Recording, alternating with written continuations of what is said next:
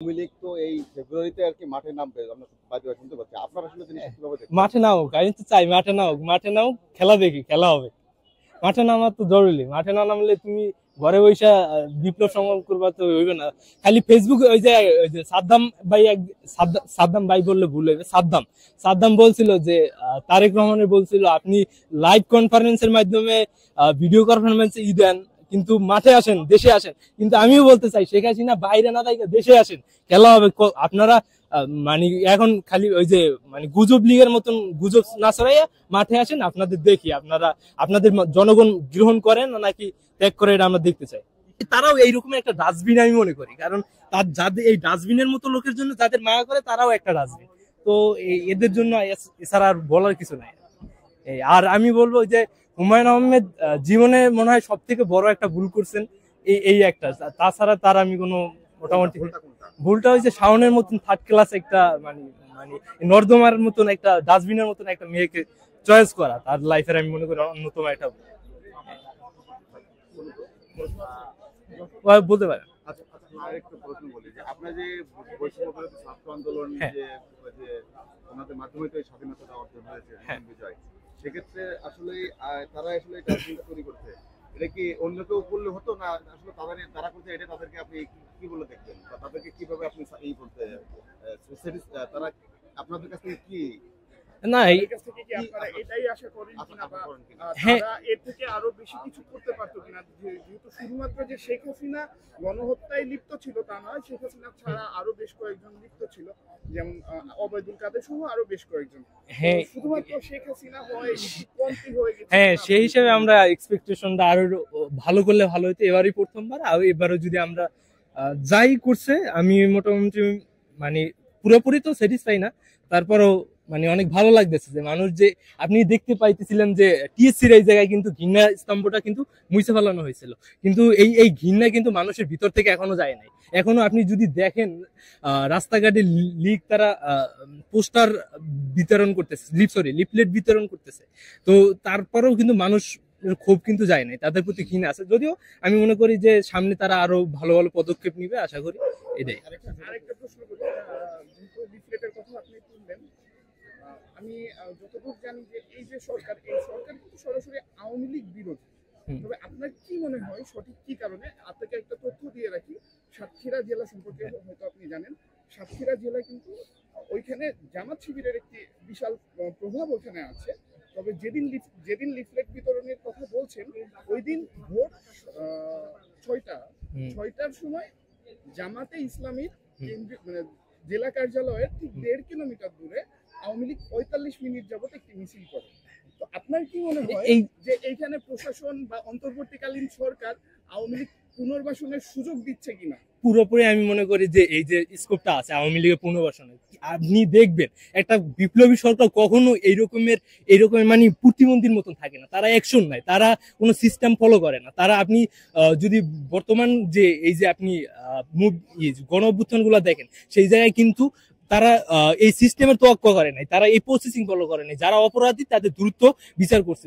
এই আমলাতন্ত্র যতদিন বজায় থাকবে, আমরা এই পুরানো এই সিস্টেমের মধ্যে মানে আটকে যাবো আর কি। সামনে আমাদের মানে কি হবে আমি জানি না, তবে আমরা আশাবাদী। আমরা সমালোচনা করতেছি, যদি তারা মানে সংস্কারটা যেন ঠিকঠাক ভাবে করতে পারে, সামনের দিকে যেন ভালোভাবে আগাইতে পারে, এইটাই আশা। শেষ প্রশ্ন হচ্ছে, আপনাদের কি প্রয়োজন? ডাস্টবিনে শেখ হাসিনার ছবি নাকি জেলের ভিতর শেখ হাসিনা? এই জেলের ভিতর শেখ হাসিনা। কিন্তু আপনি এই যে ডাস্টবিনের, এখন শেখ হাসিনা কিন্তু আমাদের দেশের নাই, কিন্তু তার এই যে আপনি যদি এই যে ঘৃণা স্তম্ভ আমরা যদি ডাস্টবিনে ফেলাইতেছি, এর ফলে কিন্তু তাদের মধ্যে একটা ক্ষোভ দেখতেছি, কিন্তু হাজার হাজার মানুষ মরার পরেও তাদের মধ্যে কিন্তু ক্ষোভ নাই। এইটাই আমি মনে করি এনজয় করতেছি এখন। আমাদের কাছে তো ওইটা নাই। তারপরেও আমি মনে করি যারা আওয়ামী লীগ আছে বা তাদের এই দোষর আছে, তাদের মানে তাদের প্রশাসনের ব্যবস্থা নেওয়া উচিত। আওয়ামী লীগ হিসাবে আমরা এই দেশে ছিলাম না, কিন্তু ওই সময়টা আমাদের উপর দিয়ে মানে মানে কি বলবো, আমরা মনে হচ্ছিল যে আমরাও এসে যুদ্ধ করি এবং দেশটাকে বাঁচাই। এবং আমি একজন রেমিটেন্স যোদ্ধা, সো এটা আমার প্রাণের ভিতর থেকে আমি বলছি যে ছাত্ররা যা করেছে 15-16 বছরে কোনো রাজনৈতিক দল তা করতে পারেনি। যদিও তারা এখন অনেক কথা বলছে, কিন্তু আমি একজন মা, আমার ছেলেমেয়েরা ইউনিভার্সিটিতে পড়ে। বাট আমি বলতে চাই মানে ছাত্রদের এই আত্মত্যাগ আমরা কোনোভাবে মানে অস্বীকার করতে পারবো না। ধন্যবাদ আপনাদেরকে। এলাকাতে ছিলাম, প্রতিটা ক্ষেত্রে প্রতিটা জায়গায় আমি দেখেছি কিভাবে অত্যাচার হয়েছে, কিভাবে মানুষ মারা গেছে।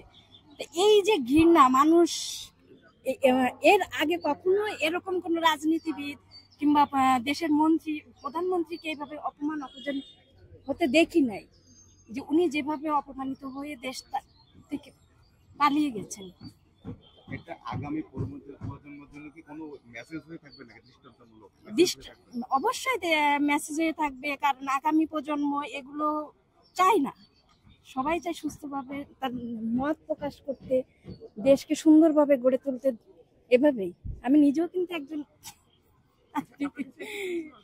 আমরা দেখেছি প্রেস সচিব বইমেলা যেদিন উদ্বোধন হলো সেদিন তার ফেসবুক ওয়ালে কিন্তু এই ডাস্টবিনে ময়লা ফেলার একটি ছবি পোস্ট করেছিলেন। এর পরবর্তীতে বেশ কয়েকজন তারকা এই বিষয়টির সমালোচনা করেছেন, আমি মোহাম্মদ সহ আরো কয়েকজন। তো সেক্ষেত্রে এই বিষয়টি আপনি কিভাবে দেখছেন? জুলাই অভ্যুত্থানের রক্তের দাগ কিন্তু এখনো শুকায়নি, এখনো না এখনো এরকম সমালোচনা আসলে এটা তাদের দৃষ্টি দিয়ে দেখেছে। তবে আমি মনে করি যে যারা ওইভাবে করেছে, আমার মনে হয় এটা ঠিক না। তবে ওনার যে কাজগুলো, এই যে রক্তাক্ত, এখনো কত পরিবার সন্তান হারাইছে, তার হাজবেন্ড হারাইছে, এখনো রক্তের দাগ শুকায়নি। আমি নিজেও দেখেছি রাস্তার পরে, আমি এখানে আছি, এখান থেকে মনে করেন অতটা, এটা কত গজ হবে, 10-20 গজে, যখন ওই যে একটা ফুটেজ দেখবেন যে গুলি এখান থেকে বেরিয়ে গেছে, এটা কিন্তু আমার চোখের সামনে। মানে আমার দেখা এই জিনিসগুলো অনেক কিছু আমি দেখেছি। সেই ক্ষেত্রে আমি তো মনে করি না যে এর কোনো করা। কিভাবে একটা মানুষকে দেশের মানুষ ঘৃণা করে, সেটা সর্বনিকৃষ্ট বহিঃপ্রকাশ হচ্ছে। এটা থেকে আমাদের শিক্ষা নেওয়া উচিত হচ্ছে, যেহেতু এটা জনগণের দেশ, গণপ্রজাতন্ত্রী দেশ। এই প্রজাতন্ত্রী দেশে প্রজাদেরকে হচ্ছে সম্মান রেখে কথা বলাটাই হচ্ছে সরকারের কাজ। জনগণের বিরুদ্ধে গিয়ে কাজ না করাটাই হচ্ছে সরকারের কাজ। যে সরকার জনগণের পক্ষ হয়ে কাজ করবে, দেশের জন্য কাজ করবে, তাহলে সে সরকারকে ইন ফিউচারে কখনো এরকম পরিস্থিতিতে শিকার হতে হবে বলে আমি মনে করি না। তো আমার যে মেসেজ, আগামীতে যারা বাংলাদেশকে লিড দিবে, যারা বাংলাদেশের ক্ষমতায় আসবে, তারা যেন তাদের ভবিষ্যৎটাকে এরকম ভাবে কোনোদিনও না দেখে, এটাই আমার বলা ওনাদের উদ্দেশ্য। ধন্যবাদ। অনেক প্রশান্তি পাচ্ছি, কারণ আমি এমন একজন এই যে স্বৈরাচারের এই যে চিত্র ধারণকৃত একটা ডাস্টবিন, যেটা মানে কি ওনার জায়গাটা এখানেই মানাই, এই জায়গাটা ওনার জন্য প্রাপ্য। ধন্যবাদ। এটা কি ভবিষ্যৎ প্রজন্ম যারা রয়েছে তাদের জন্য একটা উদাহরণ মেসেজ হিসেবে থাকে? ভবিষ্যৎ প্রজন্ম যারা আছে তাদের জন্য এটা থেকে একটা শিক্ষা হচ্ছে যে মানে সামনে যেসব স্বৈরাচার জন্ম নেওয়ার জন্য যারা কেউ যদি ইচ্ছা পোষণ করে, এরকম একটা জিনিস দেখার পর তাদের মন থেকে এটা বিলুপ্ত হবে। এটা ভবিষ্যৎ প্রজন্মের জন্য এটা একটা শিক্ষা হবে, এটা একটা রোল মডেল হিসেবে দাঁড় করাবে।